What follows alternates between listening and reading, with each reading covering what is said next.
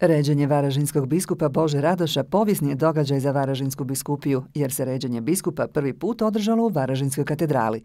Uz velik broj vjernika i svećenika prisustvovali su mu i izaslanici predsjednice Republike, predsjednika Hrvatskog sabora i vlade, te župani i gradonačelnici s područja Varaždinske biskupije. Liturgijsko biskupsko ređenje uveličao je veliki zbor sačinjen samo za ovu prigodu, a činili su ga katedralni zborovi Chorus Dominicalis, Chorus Liturgicus te zbor mladih Varaždinske biskupije s pridruženim članovima župnih zborova. Dobrodošlicu novom biskupu uputio je njegov prethodnik, monsignor Josip Mrzljak, sada apostolski administrator Varaždinske biskupije. Raduje se naša crkva i pozdravlja svog trećeg pastira, kojega nam šalje Petar naših dana, Papa Franjo. Dobro nam došao, dragi Bože, od sada u svojoj biskupiji, u kojoj ćeš biti pastir i učitelj darom Duha Svetoga, kojega ćeš danas primiti po sakramentu biskupskog reda.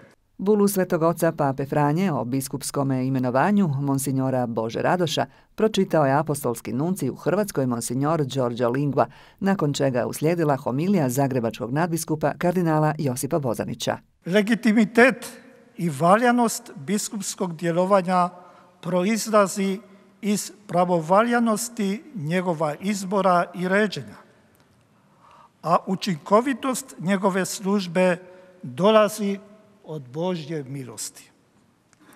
Međutim, vjerodostojnost njegova djelovanja proizlazi od intenziteta biskupova osobnog odnosa s Gospodinom, od dnevnog nastojanja što ga on svakoga dana ostvaruje u sebi, da bi prije svega bio dobar učenik Krista Kralja, te iz dana u dan sve više postojao i dobar učitelj i pastir Božjega naroda.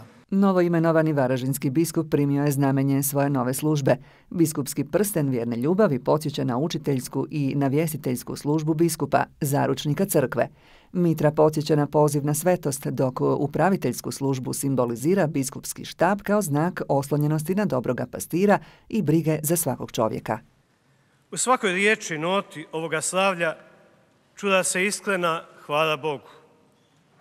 Hvala dobrome Bogu, iz čije dobrote sam rođen, po krštenju nanovo rođen, pribrojen njegovoj ljubljenoj djeci. Božja ruka je bila nadamnom, pratila me, hrabrila, podizala i vodila. Ona je danas po rukama zareditelja spuštena na moju glavu, pridružila me zboru biskupa, nasljednika apostola. Neka tvoja ruka, Bože, trajno ostane nadamnom i usmjerava moj pogled prema tebi i ljudima kojima si me poslao. Varaždinska biskupija na početku je novog razdoblja u kojem je biskup Radoš izabran da povezuje ljude s Bogom i da gradi zajedništvo. Novi biskup svoju će službu voditi pod geslom služiti radosno Gospodinu.